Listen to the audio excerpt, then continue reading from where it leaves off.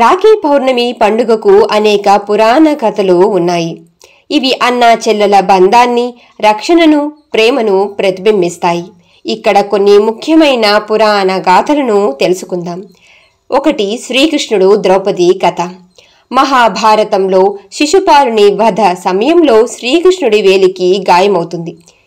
ఆ సందర్భంలో ద్రౌపది తన చీర కొంగు చింపి శ్రీకృష్ణుడి గాయానికి కట్టుకడుతుంది.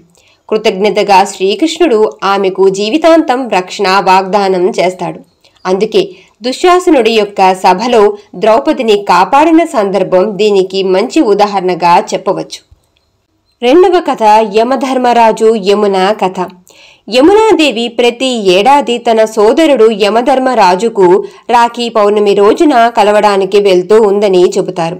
ఒకసారి ఆమె రాఖీ కట్టిన తరువాత యముడు ప్రసన్నుడై ఈరోజు రాఖీ కట్టిన ప్రతి చెల్లెలు సోదరుల ఆశీర్వాదంతో దీర్ఘాయుష్యం పొందుతారు అని వరమిచ్చాడు.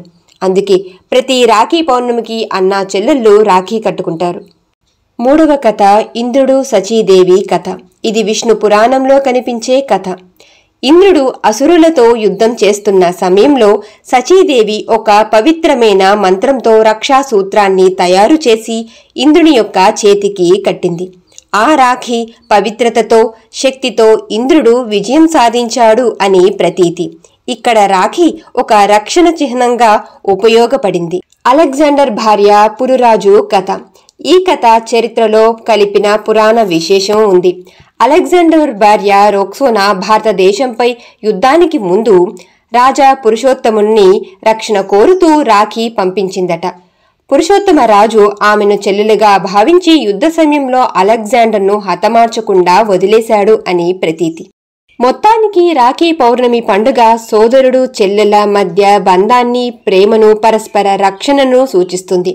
ఈ పండుగ వెనుక ఉన్న పురాణ గాథలు మనకి బంధం ఎంత పవిత్రమైనదో తెలుపుతుంది. రాఖీ పౌర్ణమి గురించి మీకు గనక మరికొన్ని వివరాలు తెలిస్తే తప్పకుండా కమెంట్ ద్వారా తెలియజేయండి. ఈ వీడియో గనక మీకు నచ్చినట్లయితే లైక్ చేయండి, షేర్ చేయండి.